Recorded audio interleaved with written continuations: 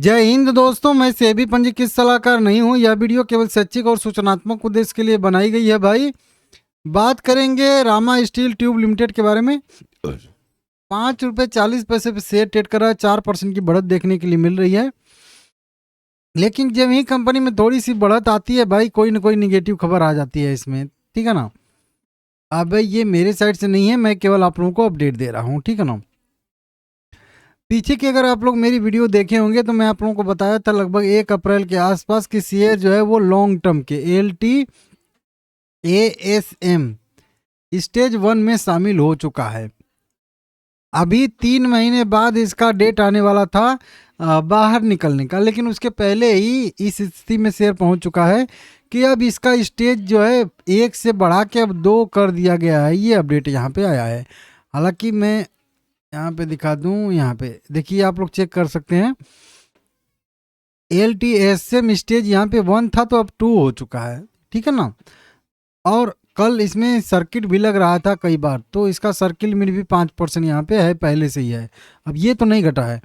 इसको मैं PDF पे कहाँ देखता हूँ, क्योंकि मैं अलग अलग तो सबका चेक नहीं करूँगा। ये वाला यहाँ पे देख सकते हो, जिन भी लॉन्ग टर्म के SM के स्टेज 1 वाली कंपनियों को स्टेज 2 में ट्रांसफ़र किया गया है 13 अप्रैल 2026 से, मतलब कल से जो है स्टेज 2 में भी शामिल हो जाएगा। अब SM 1 में रहे या 2 में रहे, इस पर कुछ खास उतना जो रूल रेगुलेशन है उस पर फ़र्क नहीं पड़ता है। लेकिन वही बात है कि मार्जिन वार्जिन अगर पहले थोड़े और कम थे तो अब और ज़्यादा मार्जिन हो जाएंगे, ठीक है ना। सर्किल लिमिट जैसे पहले कम रहता है तो और ज़्यादा बढ़ जाता है, सर्किल लिमिट मतलब घट जाता है। अब तो इसका पहले से 5% है, नहीं तो अगर 10% होता तो 5% हो जाता, समझ रहे हो। ये चीज़ें देखने के लिए मिलती है। तो वैसे जो चीज़ था पहले SM 1 में, वहीं लगभग SM 2 में भी रहता है। कुछ चीज़ें बढ़ जाती हैं, हालांकि इसमें सब चीज़ें पहले से हो चुकी हैं तो उतना कुछ खास फर्क नहीं पड़ेगा। लेकिन अब जो है बाहर आने में इसको 2 स्टेप लगेगा। हालांकि डायरेक्ट भी बाहर आ सकता है, लेकिन पहले अब स्टेज 2 से स्टेज 1 में आएगा, तब कहीं जाके बाहर आएगा।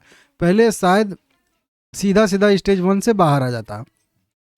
अब स्टेज 2 में है तो पहले 1 में आएगा, फिर जो है बाहर आएगा। हाँ, यही वाला पैटर्न रहता है।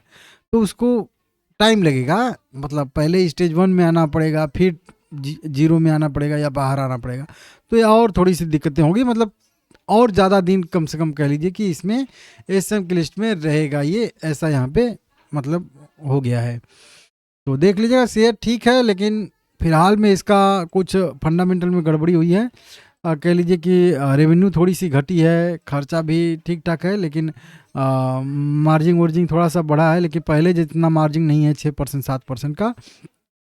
प्रॉफिट भी पहले जैसा 11 करोड़ 7 करोड़ 8 करोड़ ऐसे नहीं है। अभी जो है 1 करोड़ 1.25 करोड़ 1.5 करोड़ पे इसका प्रॉफिट पहुंच चुका है। थोड़ा सा नेट प्रॉफिट कंपनी को कम हो रहा है, इसकी वजह से ये दिक्कतें देखने के लिए मिल रही हैं। मार्केट में रिकवरी आई थी तो इसमें भी एक V शेप की रिकवरी यहाँ पे देखने के लिए मिली है।